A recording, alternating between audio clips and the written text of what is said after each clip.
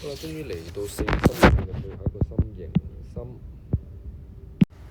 好啦，形心呢被形容為係呢個三角形嘅中心位置，當中我哋要畫出嚟呢，就係三條中線。所謂中線呢，就係由其中一個頂點畫到去下邊對面條線嘅中心點，再另外我哋喺另一個頂點畫到去呢條線嘅終點位置。當中綠色同埋藍色嘅相交點位置呢，我哋就稱之為形心。咁當然啦，呢條線連埋之後呢，一樣會去到 AC 嘅終點位置嘅。而每次都會提㗎啦，DSE、MC 多數都會問到呢，就係個形心位置。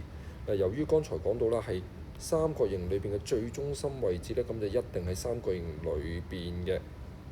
好，另外知多個知識呢，就係三條中線呢，佢自己都會分成1:2嘅比例，長啲嗰邊係2倍嘅比例，短啲嗰邊係1倍比例。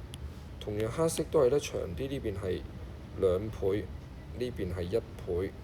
綠色都係啦，長啲嗰邊係2倍，呢邊係1倍嘅。送多個特別知識俾大家，若果呢，我將個三角形畫咗落嚟，再畫埋其中一條中線。提提你哋呢，左手邊大街 X 嘅面積同右手邊大街 Y 嘅面積，由於呢兩者嘅底邊相同，而佢哋有共同嘅高度，所以呢，其實 X 同 Y 呢係有相同大細嘅面積。而事實上呢，上邊咁我再細分啦，假設呢個叫做 A、B、C、D、E 同 F， 呢度6個面積其實完全相等嘅。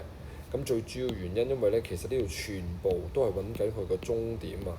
咁啲面積比例呢，剛好會一樣，咁你哋可以發掘下嘅。咁我舉個例子啦，藍色面積一定等於綠色面積。咁同樣道理呢，就係黃色面積會同紅色面積相等。咁慢慢做下做下呢，其實你都唔難睇得到呢，6個面積係完全相等嘅。最後呢個位置呢，除咗係總結之外呢，都提多一樣嘢啦。網上面都會有一啲嘅補習名師呢，都會教到呢條公式，係愛嚟揾呢個形心位置嘅坐標，正正就係3個 A、B、C 坐標嘅 X 位置相加除3，3個坐標嘅 Y 位置加埋除3呢，都會揾得到嗰個形心，亦即係三角形正中心嘅坐標。咁另外呢，右手邊呢個呢，就係講緊入邊3條中線互相切完之後呢，個形心剛好切開變成1:2個距離，剛才提及過㗎啦。公開考試呢，問到形心嘅題目呢，就唔算非常多，咁我舉咗幾個例子呢。